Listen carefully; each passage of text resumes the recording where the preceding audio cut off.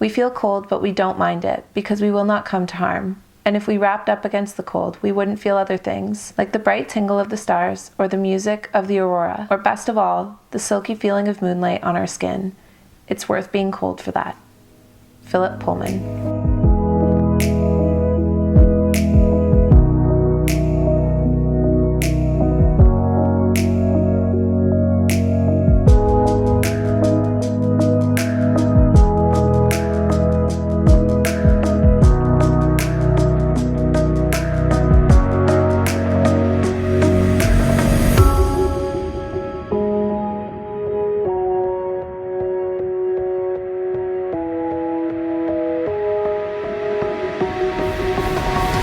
Hey guys, what's up and welcome back to another coffee talk. Today I wanted to talk about how life can just sometimes be a witch.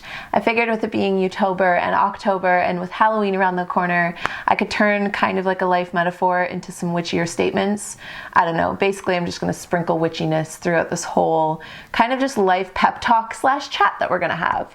Because sometimes life really is just going to be a witch. It's kind of inevitable in life that there's going to be the way that you want things to go, the way that you expect things to go, the way that you dream of them being. Maybe you journal about the way that you feel about things. Maybe you have big goals, maybe you have big ambitions, maybe you see yourself just living a certain kind of life and kind of taking a certain kind of journey to get there, right? And as we grow older and as we change and our lives evolve, the things that we want and the things that we dream for and the things that happen to us in life also tend to evolve and change, and we're put through different seasons for different reasons. And with each one of those seasons, whether it's a sunny season or sometimes it's a rainier season, sometimes it's just kind of a dull season, sometimes it's a chaotic, stormy season.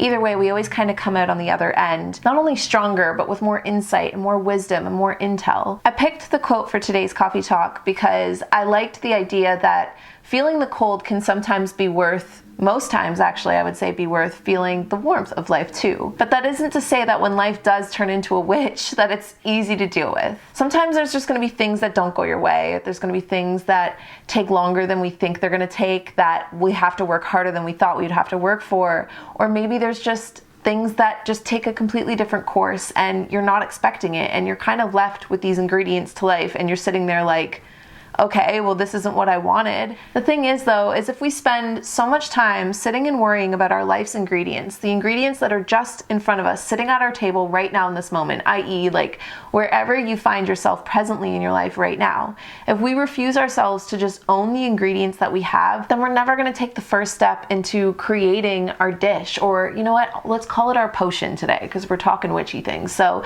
consider life to be a cauldron, okay? Let's say that this cauldron is your time and your energy here on earth.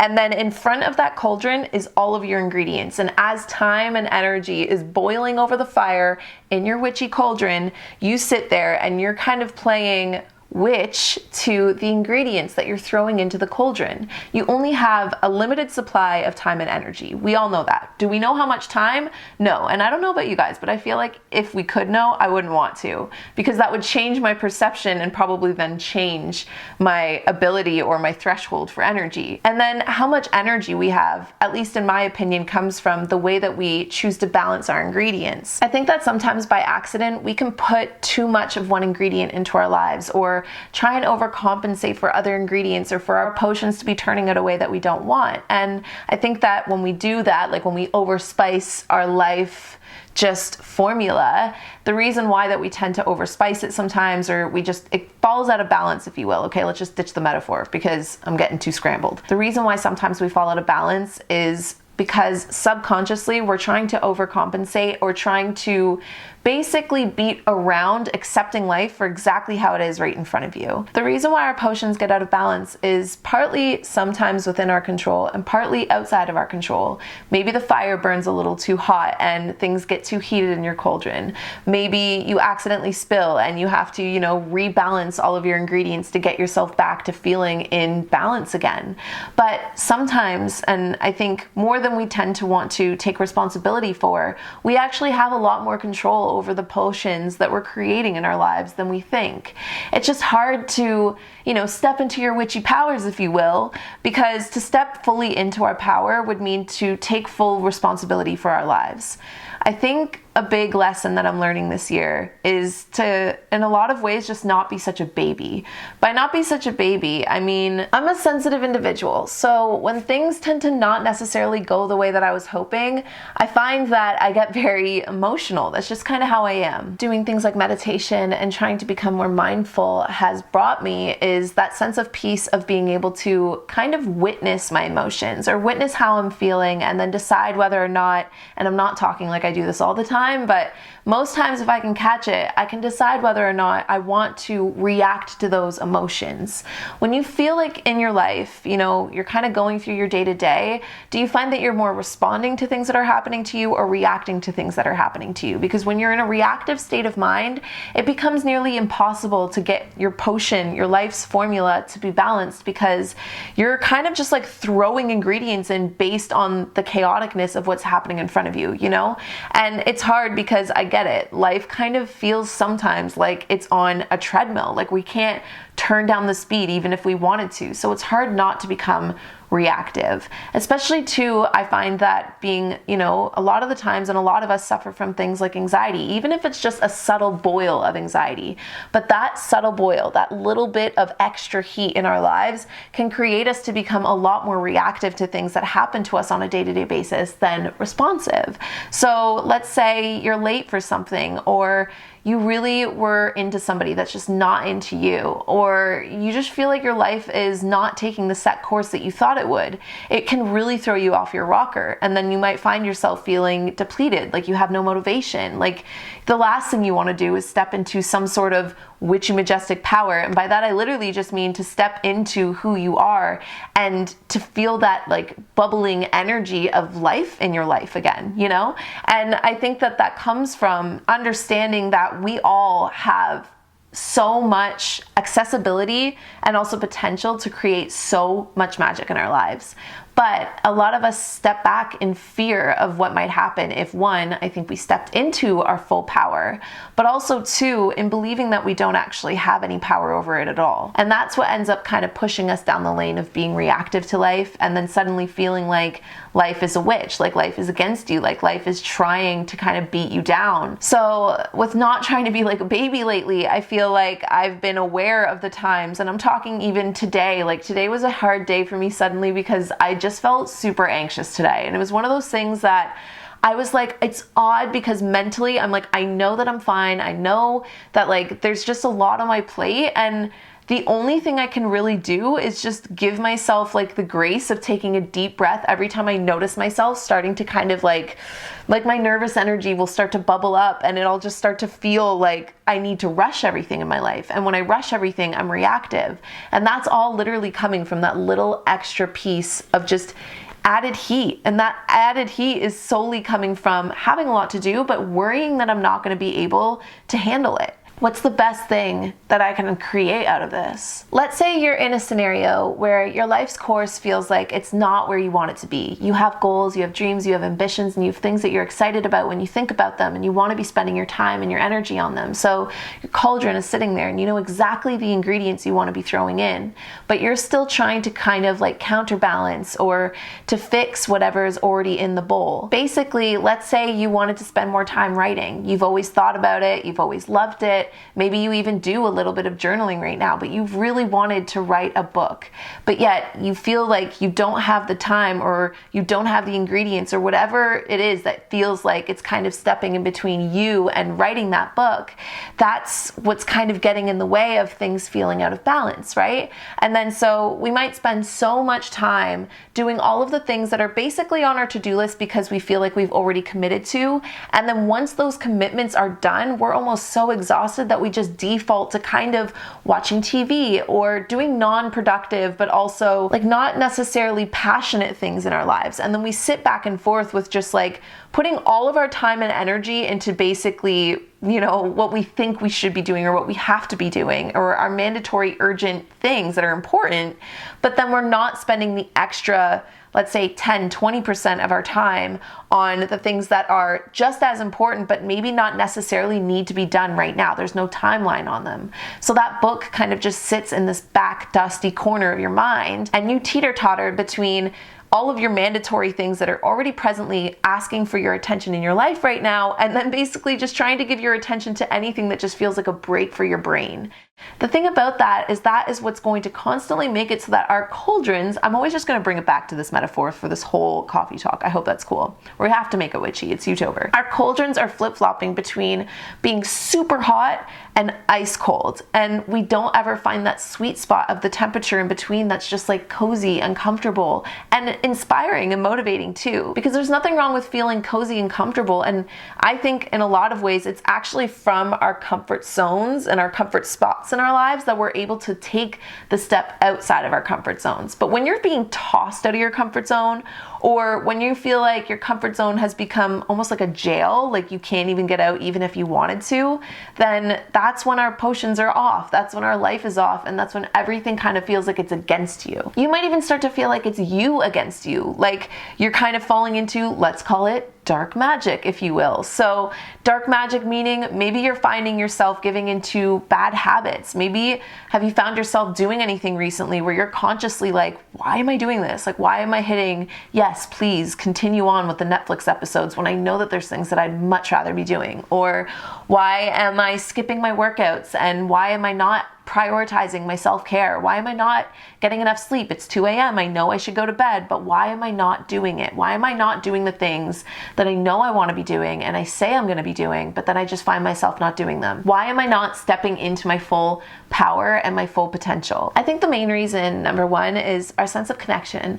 A lot of the times when our connection to our cauldrons, our potions, when our connection to our life, when it's off, it feels kind of like impossible to balance your ingredients because half of you doesn't really care to, and half of you thinks that you don't have the capability to do it. So our sense of connection means that when you're okay, there's this quote that's like, your passion should fuel your purpose. Or maybe it's your purpose should fuel your passion. Either way it works, because it's like the things that you're passionate about should fuel your purpose here on earth. The things that you love should be the ingredients that you're throwing into your cauldron. Or your purpose should be fueling your passion. So what you know your end cauldron recipe is going to be should be fueling the fun you're having with tossing those ingredients. Like, let's flip this into cooking for a second. Keep it on the cauldrons, but let's say we're making a coffee. I used to be a big Keurig girl, okay? I'm going somewhere with this. And I used to just wake up in the mornings, pop my Keurig on, walk away, do my thing, come back, my coffee would be ready. Cool. I ended up looking into how, Keurigs aren't necessarily as environmentally friendly. So last year in 2018, I started making a French press coffee.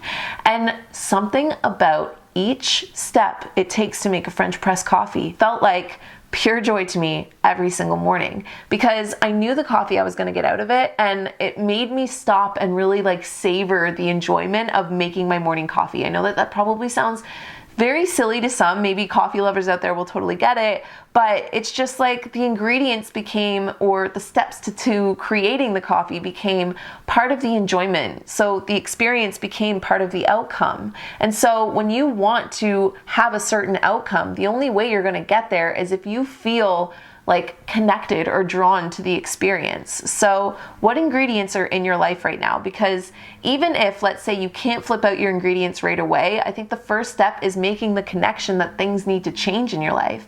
If life kind of always feels like it's against you, or if you just feel like you're not living the life that you want to, you're not feeling the energies that you want to, you're not in the place that you know you just could be. I think that I could explain a million ways that you've probably felt this feeling, but you already know how it's resonating within you, because you're probably thinking of it right now. You're probably feeling that feeling it gives you right now. Whether it is to write that book, or to be with that person, or to chase your dream, or to move, or maybe it's even just as daring and as adventurous as learning how to love yourself. It doesn't matter what it is. It doesn't matter what you're trying to make or manifest or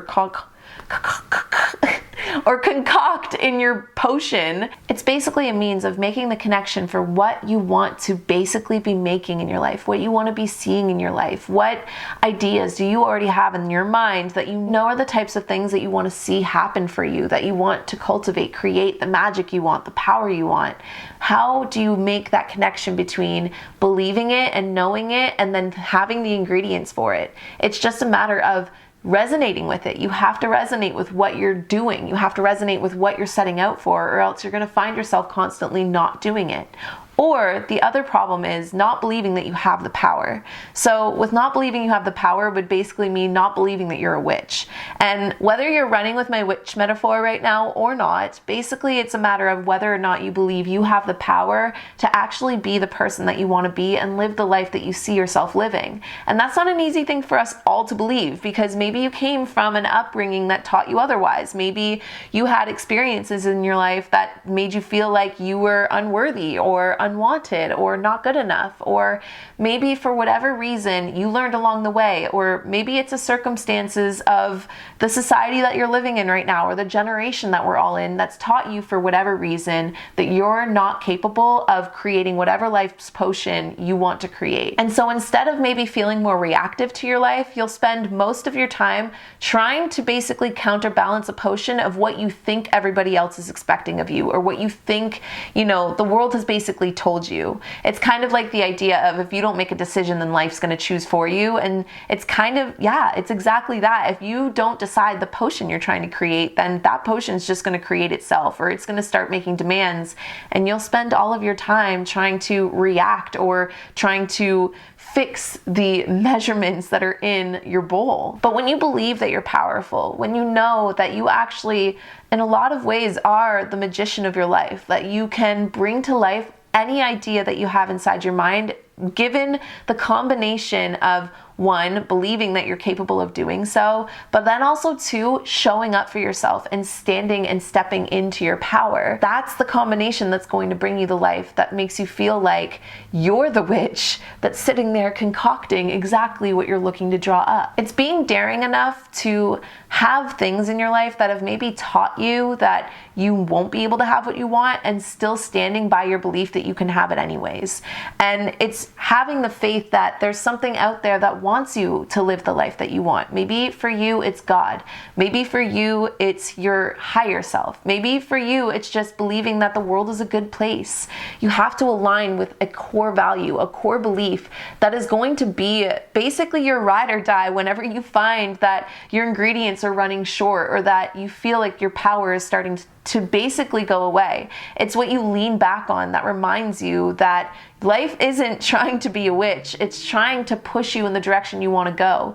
And the more you resist exactly who you've been destined to be since you've been on this earth, the harder and the witchier life is going to feel, because it's going to constantly be showing you or mirroring, that's a hard word to say, mirroring back to you basically the beliefs that you have about the world, because that's all it really is. All of this life experience, all of the things that you connect to, the way that it makes you feel, those reactions, those are perspectives that we all look at life through based on everything that we've grown to know up until now, grown to experience up until now, and then chosen to believe. So whether or not you feel like life is on your side or isn't is basically always going to be true. So if you believe that life is a witch, then life's going to continue to be a witch.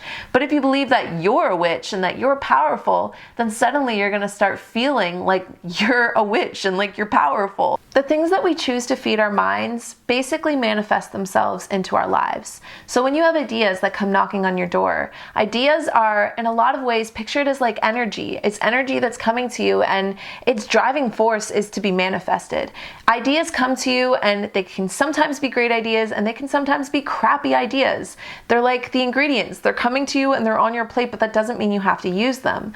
That said, when good ideas come to you, when magical ideas come to you, when powerful ideas come to you, and you don't use them, and you create basically a habit out of not using those ingredients in your potions, then it's going to become harder and harder to start spotting those good ideas and those powerful moments. And the magic will feel like it's starting to fade in your life, not because it actually is, but because you stopped believing in it. You stopped believing in your ability to access it, and you stopped believing in your ability to actually use it. And it's always sad because then I think we've all gone through phases, and we can all think of other people in our lives that might be going through these phases right now where they say that there's things that they want to do, or that there's something magical in them, or they just don't see it in themselves, or maybe they're going through a tough time and they're being really hard on themselves, or whatever it is, and you're sitting there just like awestruck because you're just like, if you were to just do this, like you could picture exactly how they have all of these things that they're already out there searching for. And the crazy thing is that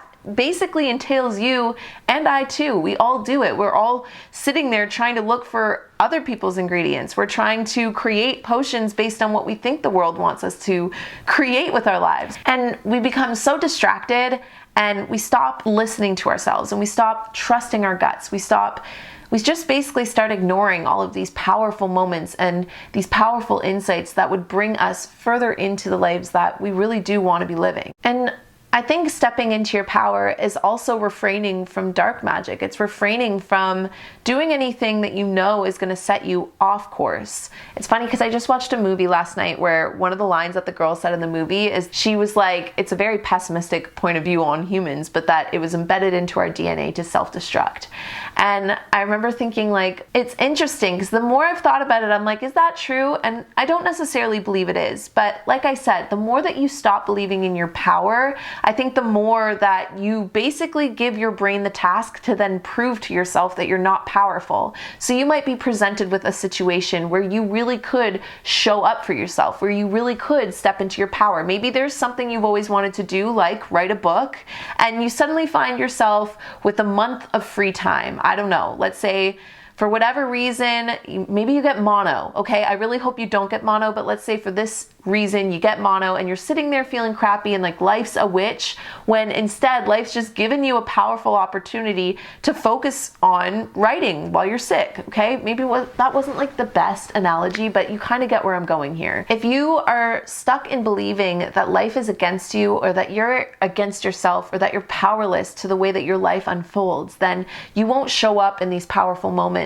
and you won't take hold of that magic. And the more that you basically tell yourself that you're not powerful and that life isn't magical in its own way. I know that sounds like a silly thing to believe in, but I mean magical in the sense of it is insane when you really sit and think about it on a daily basis. The things that are in your life that happen to you every day, that are like things that probably at one time in your life you would have just died for, or that you would have been over the moon to know was going to be your norm. And when that happens, I think it can become really easy for all of us to start tampering with some dark magic. You might start comparing yourself to other people. You might start noticing yourself gossiping rather than talking about more like inspiring topics or connecting with people on a deeper level. You might start finding yourself, being at ends with yourself and constantly talking down to yourself, or just feeling anxious all the time, or feeling just off balance or off center because for whatever reason you've lost sight in the fact that you're a powerful person, and that